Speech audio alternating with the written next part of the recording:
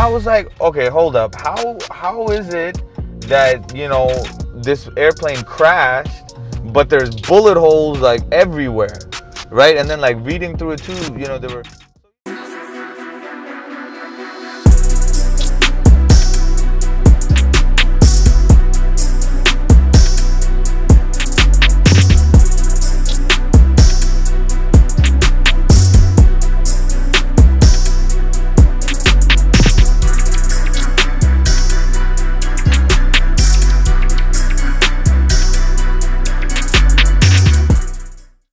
I'm never slacking on this paper at all, ballin' on them, ballin' down, climbing this ladder, come a long way, American dreaming, saw life from the outside, no doubt, had to witness what I had to conquer, one life, one dream.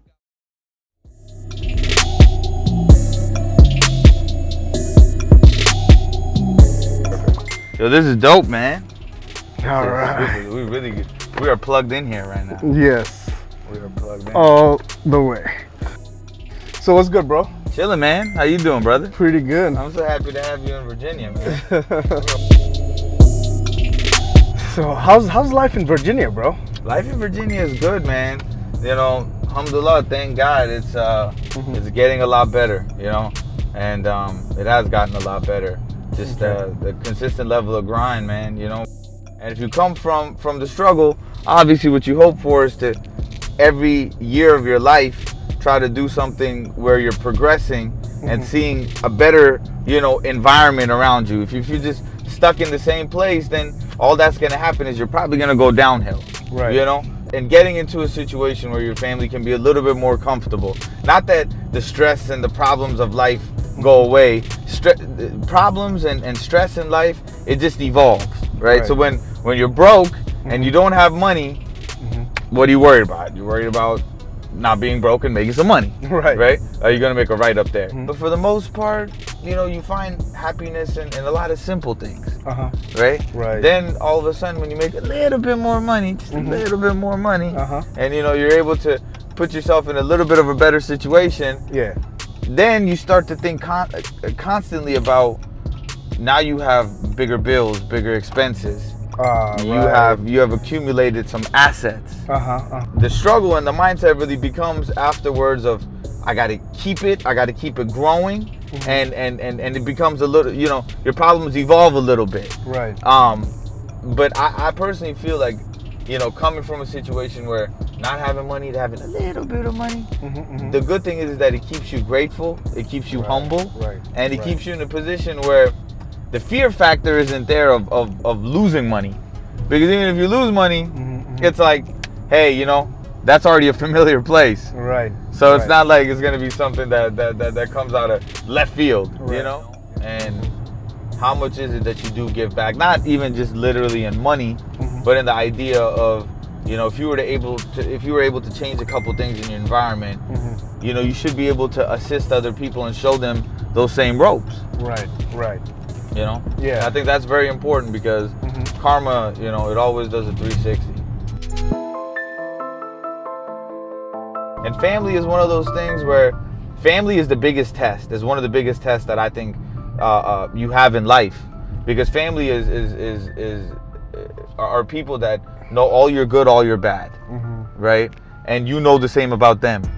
They're also the ones that care about you the most, so they'll tell you about all your bad.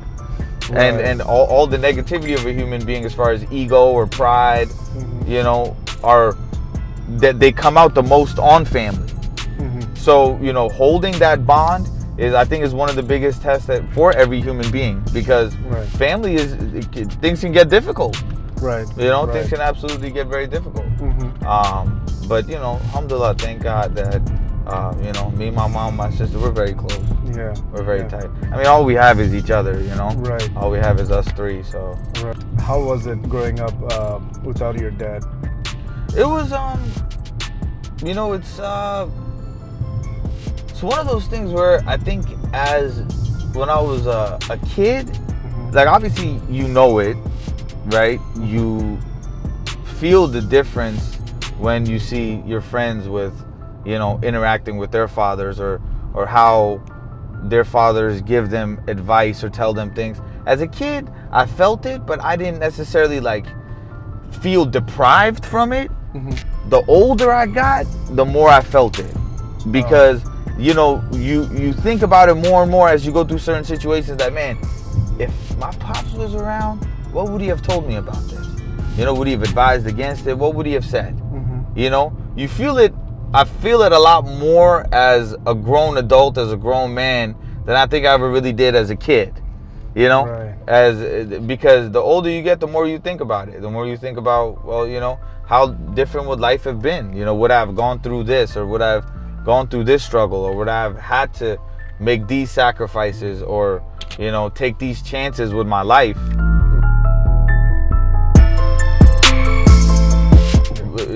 On the flip side, you know, I mean, I don't know what life would have been like if I had my father. I don't know what that life would have been like, you know. But I do know that having to go through the struggles that I've had to go through has made me a better man today. And at the end of the day, it never diminished my faith in God. In fact, it has only strengthened it.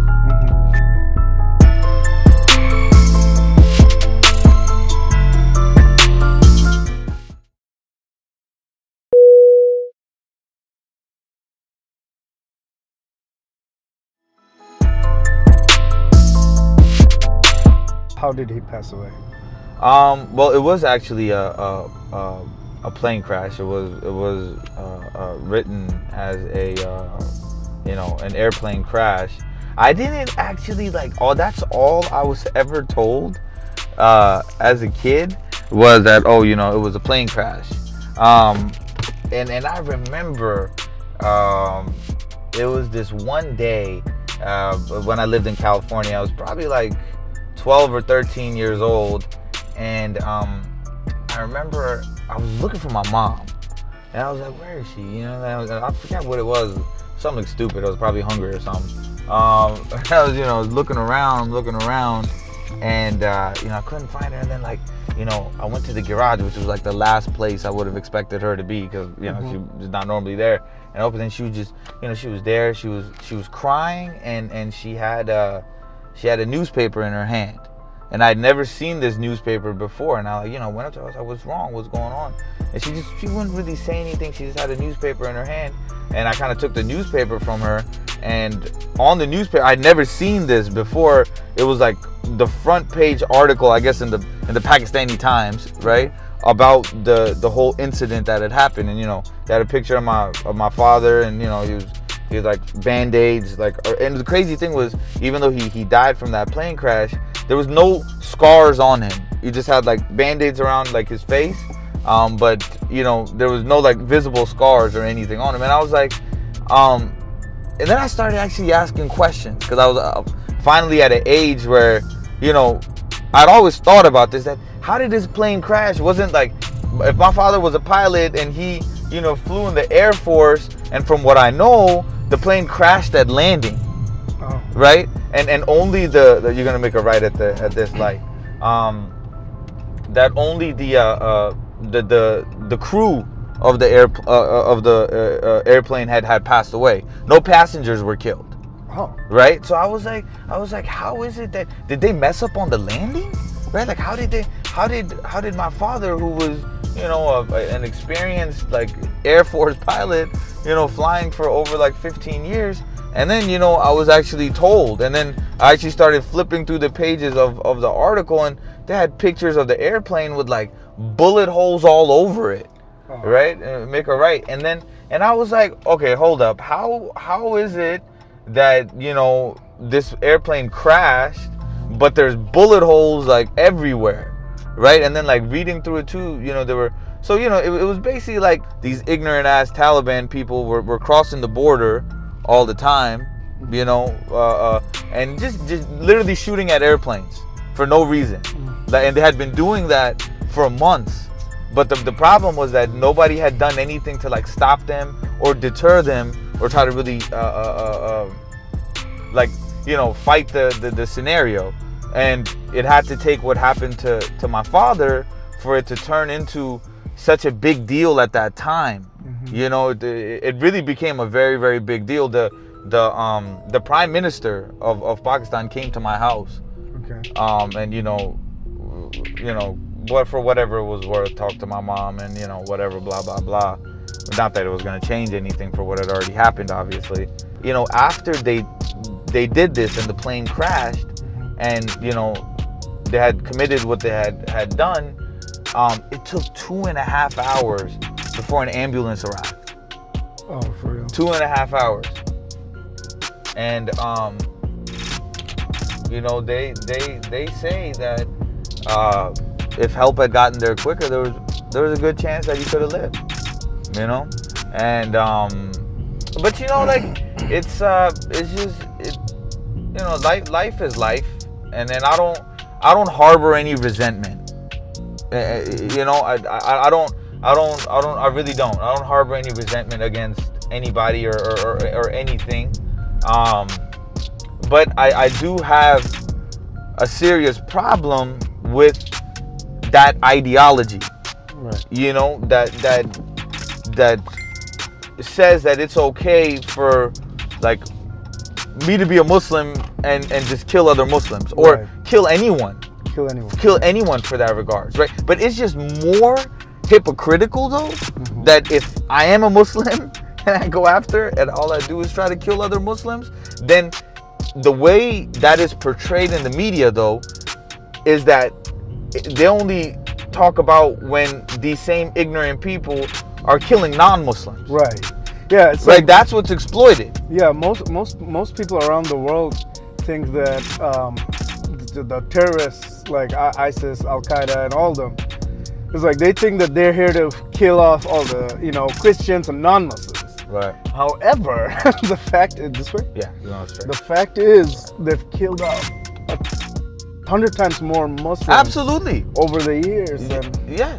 All they do is kill Muslims. Yeah. All they do. That's why. See, the thing is that that's where I feel like it's not discussed, because when you talk about these people killing non-Muslims, right, you can really start to, grow it into a story where you're gonna make it right, where there's a bigger enemy, and the bigger enemy being portrayed right now is Islam.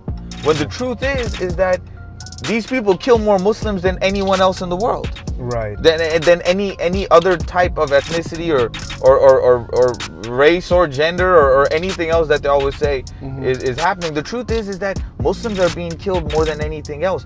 These these ideologies of people like the Taliban or ISIS or Boko Haram or all these guys, it's the same thought process. It's the same corrupted mind frame, and it's the same thing as to me, how I look at it, you're gonna make a laugh, my bad, is that since they're portraying this bigger enemy, right, what happens is that they don't discuss the fact that look at these people for what they really are, these people that commit these crimes, right? And what they are just power driven, money hungry criminals that are organized, right? So it's the same thing. Mafia. It's a mafia.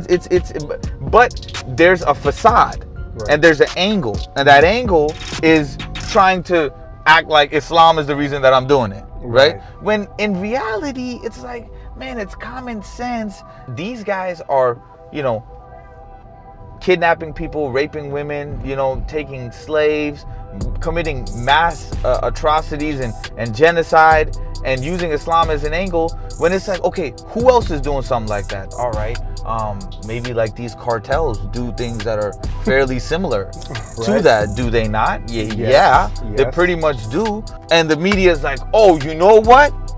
This organized group is committing these mass atrocities and killing these people in the name of that religion. Right. You see what I'm saying? Instead of focusing on the fact that they're doing what they're doing for money and power. Right. And greed. Yeah. Right? Yeah. In my mind, it's like, if, Christianity and Islam have so much in common, and if people united, as opposed to we kept dividing because we don't understand what the other person represents, how powerful would we be? If we united, love there's always something that's going to be more powerful than divisive hate. Right. The problem right now is that since people don't understand, people always fear what they don't understand. Right. So, you know, for our behalf, what I feel is that we got to make it a point to help people understand and get a better understanding of who we are and what we represent.